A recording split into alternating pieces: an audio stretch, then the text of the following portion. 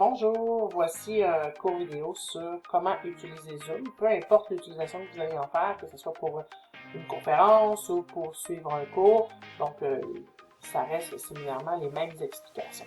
Alors, dans les prochaines minutes, vous verrez comment l'utiliser à partir d'un ordinateur et ou d'un cellulaire ou d'une tablette. Alors, pour l'ordinateur, écoutez, c'est relativement simple. Premièrement, votre ordinateur, il devrait avoir soit une caméra ou être équipé d'un micro. Donc, vous pouvez avoir un micro-casque USB ou avoir une webcam. Habituellement, la grande majorité des webcams sont déjà équipées d'un micro. Mais la webcam n'est probablement pas obligatoire si, bien sûr, c'est pour une rencontre ou une conférence. Donc, vous allez pouvoir sélectionner le lien que vous avez reçu par courriel ou le lien peut être déposé dans n'importe quel autre environnement professionnel ou scolaire.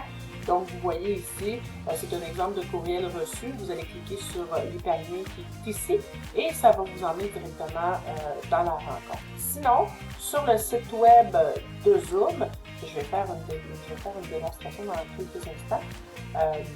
Vous allez pouvoir bien saisir comment ça fonctionne. Et je vais vous montrer également, une fois que vous êtes arrivé dans l'environnement, qu'est-ce que vous allez voir. Donc, au niveau de l'environnement web, donc je suis sur zoom.us.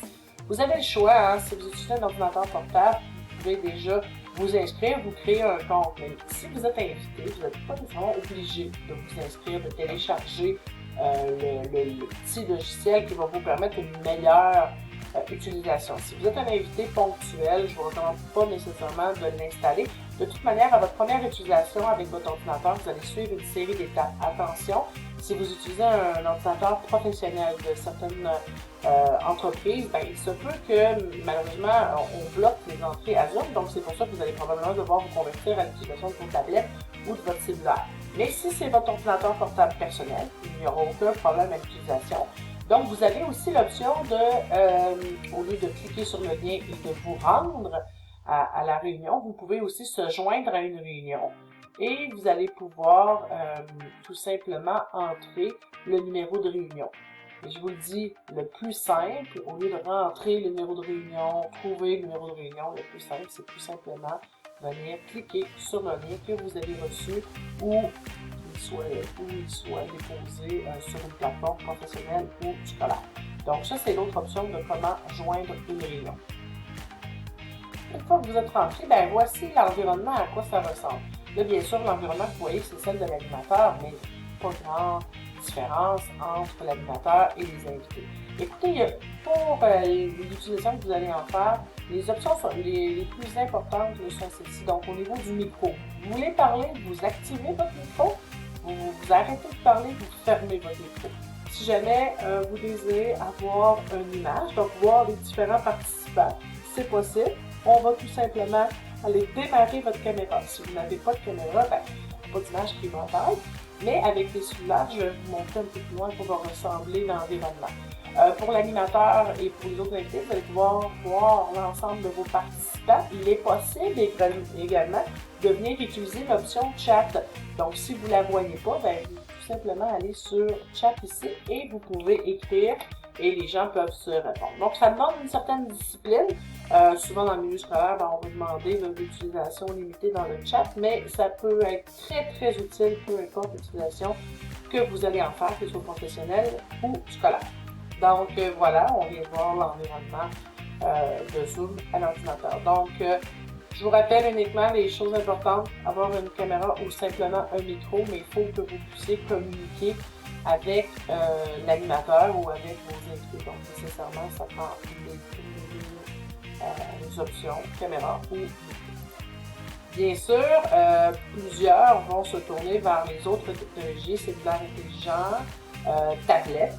Donc, optimalement, ben, vous allez télécharger sur vos téléphones l'application Zoom. Alors, vous avez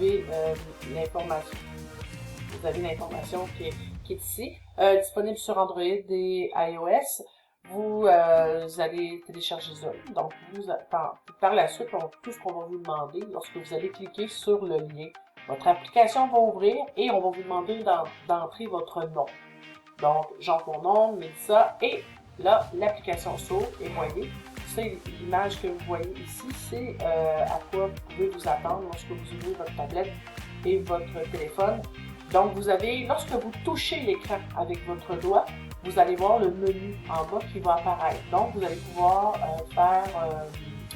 activer votre micro au besoin pour pouvoir parler et activer votre caméra. Donc, d'un simple coup de doigt, vous venez sélectionner audio et ou micro.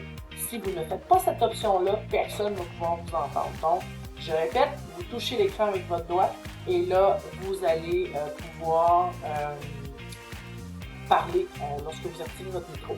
C'est intéressant lorsque vous n'avez pas deux écrans et qu'il y a beaucoup de partage de documentaires, que ce soit pour une réunion ou dans le milieu scolaire, bien, je recommande souvent aux étudiants, s'ils ont un téléphone cellulaire ou tablette, bien, ils peuvent se connecter à Zoom avec leur tablette pour pouvoir suivre le cours et sur leur ordinateur, ils peuvent poursuivre leur travail. Donc, lorsqu'on n'a pas deux écrans, c'est une belle option.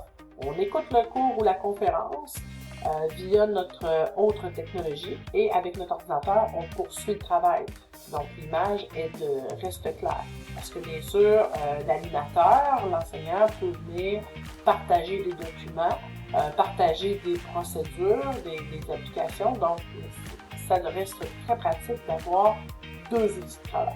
Donc, en gros, je répète, pour les cellulaires tablettes, très simple, on télécharge l'application Zoom, accessible à Android et iOS. Une fois que c'est fait, on sélectionne notre lien qui se retrouve dans le courriel ou sur la plateforme à laquelle on est abonné. Et par la suite, notre réunion va s'ouvrir. Vous allez voir votre photo, votre profil apparaître. Si je veux parler d'un bout de doigt, je clique sur mon écran et mon menu du bas va apparaître et je vais pouvoir activer mon micro et au besoin activer également ma caméra. Alors, quelques conseils d'usage pour tous. Lorsque vous ne parlez pas, vous fermez votre micro parce que ça va créer la confusion dans le groupe. C'est une discipline. Au départ, on n'y pense pas. L'animateur a toujours l'option d'inscrire un mute sur l'ensemble des participants.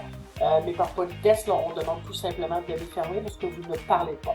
On peut se créer aussi une certaine routine. Si par exemple, on pose une question et que la réponse est non, ou est-ce que ça va tout le monde puis qu'il n'y a pas de réponse, bien c'est qu'on peut poursuivre. Donc, l'animateur peut se doter de certaines petites règles d'usage. On est attentif aux demandes de l'animateur, des animateurs dans ce cas-ci. Donc, on doit être attentif aux demandes des différents animateurs que vous pouvez croiser. Et utiliser l'option chat pour converser par écrit au besoin. Ça peut être très utile lorsque, par exemple, un des invités n'a pas de micro, ben, le contact se fait quand même. Alors, Zoom, un super outil là, pour pouvoir continuer à communiquer dans les périodes où le télétravail ou la formation à distance devient essentielle.